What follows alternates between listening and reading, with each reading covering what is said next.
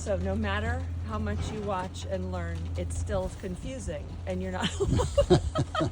These things are vexing. Yes. So let me see if I can break it down.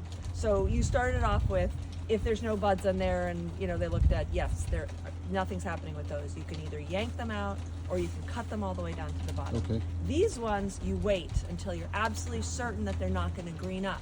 When is that? Late April here, maybe even early May. Last year I did mid-May. Cut right above the healthiest set of Okay. buds. That Thank could you. be here, could be here.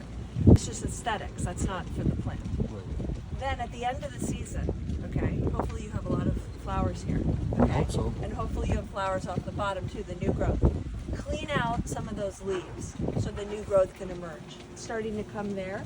Make sure that the new growth has space. Then at the end of the season, you leave everything alone, don't touch. Okay. Okay? Because at the end of the season, there will be these for next year. Okay. So no touching. Okay.